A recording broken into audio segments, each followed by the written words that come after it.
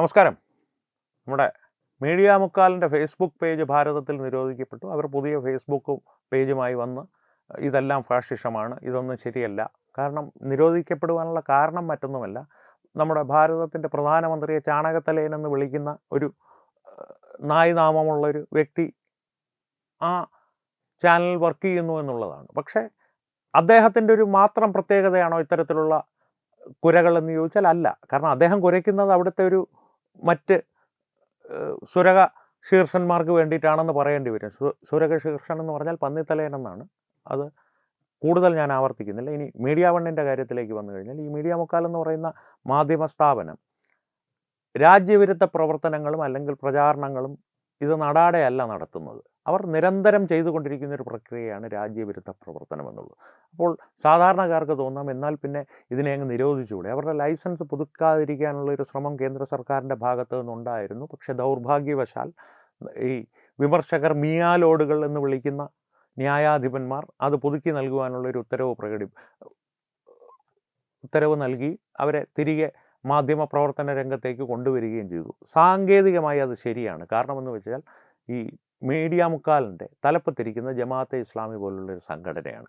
ആ സംഘടനയെ നിരോധിക്കാത്തിടത്തോളം കാലം ആ സംഘടന നടത്തിക്കൊണ്ടു പോകുന്ന ഒരു മാധ്യമ സ്ഥാപനത്തിന്, അതും ലൈസൻസ് ഉള്ള ഒരു മാധ്യമം, ഇപ്പോൾ തന്നെ ലൈസൻസ് അല്ലെങ്കിൽ നേരത്തെ ലൈസൻസ് ഉണ്ടായിരുന്ന ഒരു മാധ്യമ സ്ഥാപനത്തിൻ്റെ ലൈസൻസ് ഇല്ലാതാക്കുക എന്നുള്ളത് പ്രധാനപ്പെട്ട രാജ്യസുരക്ഷാ സംബന്ധിയായിട്ടുള്ള എന്തെങ്കിലും പ്രശ്നങ്ങളില്ലെങ്കിൽ അത് നിയമപരമായി ശരിയല്ല.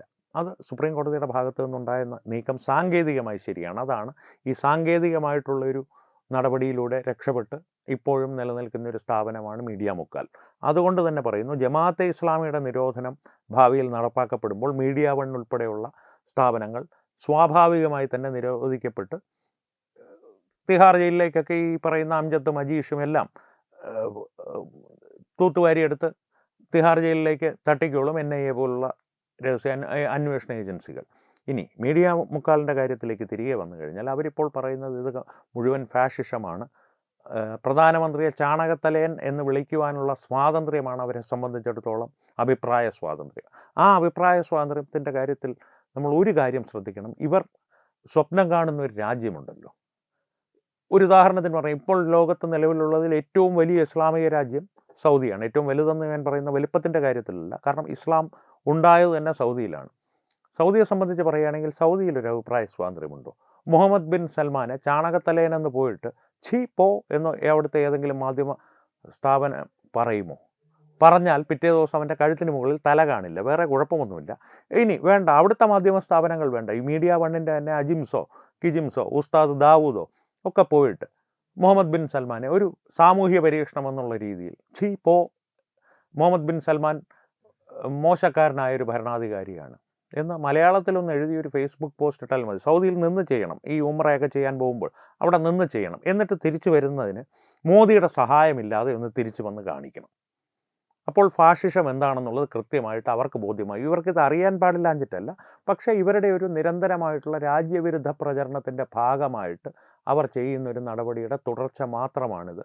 ജിമ്മി ജെയിംസിനെ പോലുള്ളവർ അവരുടെ പിണിയാളുകളായി പ്രവർത്തിക്കുന്ന, കുരയ്ക്കുന്ന നായ്ക്കൾ മാത്രമാണ്. നായ്ക്കൾ എന്നുള്ളത് നായ്ക്കളെ അപമാനിക്കാൻ വേണ്ടി പറഞ്ഞതല്ല, പക്ഷേ ഇത്തരത്തിലുള്ള പ്രവർത്തികൾ നിരന്തരമായി ചെയ്തുകൊണ്ടിരിക്കുന്ന മീഡിയ മുക്കാലിനെ പോലുള്ള മാധ്യമങ്ങളെ നിരോധിക്കുന്നതിനേക്കാൾ നല്ലത് അവരെ സാമൂഹികമായി നേരിടുക എന്നുള്ളതാണ്.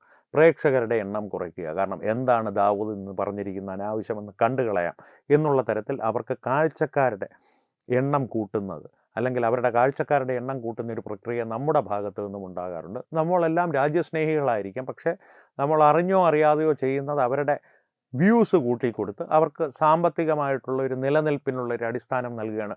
അവർക്ക് ഒരു കാര്യം ഞാൻ ഉറപ്പിച്ച് പറയാം, സാമ്പത്തികമായിട്ടുള്ള മെച്ചം നോക്കിയല്ല അവർ ഈ ചാനലോ അല്ലെങ്കിൽ അതിൻ്റെ യൂട്യൂബ് പേജുകളോ ഫേസ്ബുക്ക് പേജുകളോ നടത്തുന്നത്. അതിൽ നിന്ന് ₹1 പോലും വരുമാനം കിട്ടിയില്ലെങ്കിലും അവർക്ക് യാതൊരു നഷ്ടവും സംഭവിക്കാനില്ല. ജമാഅത്തെ ഇസ്ലാമി അവരുടെ പിന്നിൽ സാമ്പത്തിക സ്രോതസ്സായി നിലനിൽക്കുന്നിടത്തോളം കാലം അവർക്ക് രാജ്യവിരുദ്ധ പ്രവർത്തനം നടത്തുവാനുള്ള മാധ്യമങ്ങൾ മാത്രമാണ്, അല്ലെങ്കിൽ ഒരു ഉപാധികൾ മാത്രമാണ് ഇത്തരത്തിലുള്ള ഫേസ്ബുക്ക് പേജുകളായാലും യൂട്യൂബ് ആയാലും അവരുടെ പ്രധാന മാധ്യമമായിട്ടുള്ള മീഡിയ മുക്കാലിൻ്റെ ചാനലായാലും ദൃശ്യമാധ്യമ ചാനലായാലും. അതുകൊണ്ട് തന്നെ അവരത് തുടർന്നുകൊണ്ടേ പോകും, തുടർന്നുകൊണ്ട് തന്നെ ഇരിക്കും. സാമ്പത്തിക സ്രോതസ്സ് ₹1 പോലും പരസ്യ വരുമാനമായിട്ടൊന്നും ലഭിച്ചിട്ടില്ലെങ്കിൽ, അതുകൊണ്ടാണല്ലോ ബാർക്ക് റേറ്റിംഗിൽ നിന്നെല്ലാം അവർ സ്വയം പിന്മാറിയത്. അവർ പരസ്യങ്ങളുടെ കാര്യത്തിലും എല്ലാം വളരെ മിതത്വം പാലിക്കുന്നതാണ്. കാരണം ഈ ഒരു സാമ്പത്തിക സ്രോതസ്സ് അന്വേഷിക്കാനുള്ള, ഞങ്ങൾ നഷ്ടത്തിലാണെന്നങ്ങ് പറഞ്ഞു കഴിഞ്ഞാൽ പിന്നെ ഇൻകം ടാക്സിൻ്റെ അവിടെ വലിയ കാര്യമൊന്നുമില്ല. ഈ ഒരു കൃത്യമായിട്ടുള്ള അവരുടെ സാമ്പത്തിക സ്രോതസ്സിലേക്ക് ഒരു അന്വേഷണം വന്നു കഴിഞ്ഞാൽ ഇവരുടെ മറ്റിടപാടുകൾ ചിലപ്പോൾ വെളിച്ചത്ത് വന്നേക്കാം. അത്തരത്തിലുള്ളൊരു ഭയം അവരെ വേട്ടയാടുന്നുണ്ട്. ആ ഭയം ശരിയായൊരു ഭയം തന്നെയാണ്. അന്ധഭയം ഇറുക്കട്ടും എന്ന് തമിഴൻ പറഞ്ഞ പോലെ ആ ഭയം അവിടെ വേണം. കാരണം അത്തരത്തിലുള്ള അന്വേഷണങ്ങൾ വരും, അതിന് കാലമുണ്ട്. ആ സമയമാകുമ്പോൾ അത് നടന്നുകൊള്ളും. അത് പക്ഷേ ജമാഅത്തെ ഇസ്ലാമിൽ നിന്നായിരിക്കും തുടങ്ങുന്നത്.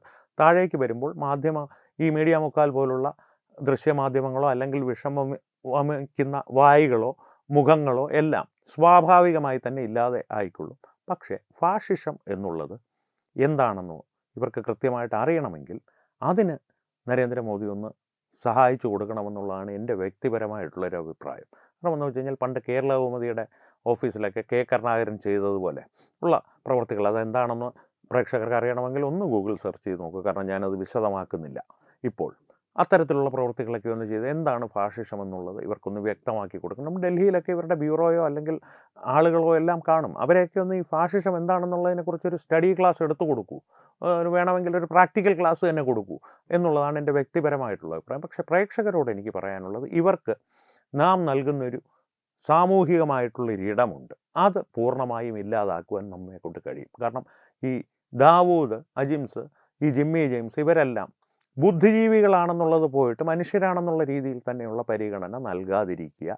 മാധ്യമ സംബന്ധിയായിട്ടുള്ള കാര്യങ്ങളിൽ അവരുടെ അഭിപ്രായങ്ങൾക്ക് ആ വില മാത്രം നൽകി ആ രീതിയിൽ അവരോടൊരു പ്രതികരണം നടത്തുക. അവരോടുള്ള പ്രതികരണങ്ങൾ ആ രീതിയിൽ മാത്രം മതി. കാരണം എന്ന് വെച്ച് കഴിഞ്ഞാൽ ഒരു ആക്ഷേപഹാസ്യത്തിനുള്ള ഉപകരണങ്ങൾ അല്ലെങ്കിൽ ഉപാധികളല്ലാതെ ഒരു ഫ്യൂവൽ, അതിനുള്ള റിസോഴ്സസ് എന്നുള്ള രീതിയിൽ മാത്രം കാണേണ്ട ആളുകളായി അവരെ തള്ളിക്കളയുക, തഴഞ്ഞു കളയുക. അത് മാത്രമേ ഉള്ളൂ ഇതിന് പരിഹാരം. എന്തായാലും മീഡിയ മുക്കാലിൻ്റെ രോദനങ്ങൾ തുടർന്നുകൊണ്ടേയിരിക്കുന്നു. ജിമ്മിയുടെ കുരകൾ അവർക്ക് വേണ്ടിയിട്ട് തുടർന്നുകൊണ്ടേയിരിക്കുന്നു. സുരകശീർഷന്മാരുടെ മുക്രിയിടലും തുടർന്നുകൊണ്ടേയിരിക്കുന്നു. അത് എന്നൊരവസാനം ജമാഅത്തെ ഇസ്ലാമിൽ നിന്ന് തുടങ്ങും. കശ്മീരിൽ ഇവരുടെ ഒരു വിഭാഗത്തിന് ഇവർ പറയുന്നത് ഞങ്ങൾ തമ്മിൽ ബന്ധമൊന്നും ഇല്ലയെന്ന് ഇപ്പോൾ പറഞ്ഞുകൊണ്ട് നടക്കുന്നെങ്കിൽ രണ്ടും ഒന്ന് തന്നെ. കശ്മീരിൽ എന്തായാലും ജമാഅത്തെ ഇസ്ലാമി കശ്മീരിനെ നിരോധിച്ച് ചുരുട്ടിക്കൂട്ടി ചവറ്റുകുട്ടയിൽ കളഞ്ഞതുപോലെ തന്നെ ജമാഅത്തെ ഇസ്ലാമി അൽ ഹിന്ദിനെയും ഭാവിയിൽ നിരോധിച്ച് ചവറ്റുകുട്ടയിൽ കളയുന്നൊരു ദിവസത്തിന് വേണ്ടി നമുക്ക് കാത്തിരിക്കാം. അതിനൊപ്പം മീഡിയ മുക്കാലും പൊയ്ക്കൊള്ളും ചവറ്റുകുട്ടയിലേക്ക് അല്ലെങ്കിൽ ഡ്രെയിനേജിലേക്ക്. എന്തായാലും വീണ്ടും കാണാം. നന്ദി, നമസ്കാരം.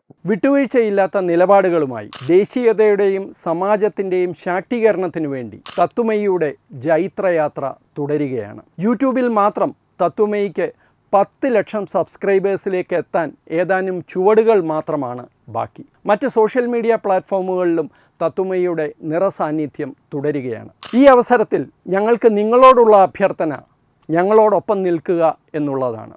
നിങ്ങൾ ഉപയോഗിക്കുന്ന ഏത് സോഷ്യൽ മീഡിയ പ്ലാറ്റ്ഫോം ആണെങ്കിലും ഞങ്ങളുടെ വരിക്കാരാകുക, ഞങ്ങളെ സബ്സ്ക്രൈബ് ചെയ്യുക, നിങ്ങളുടെ സുഹൃത്തുക്കളിലേക്ക് തത്വമയിയുടെ ഈ സന്ദേശം പ്രചരിപ്പിക്കുക. ഞങ്ങളോടൊപ്പം നിൽക്കൂ, രാഷ്ട്രത്തോടൊപ്പം നിൽക്കൂ, ദേശീയതയ്ക്കൊപ്പം സഞ്ചരിക്കൂ.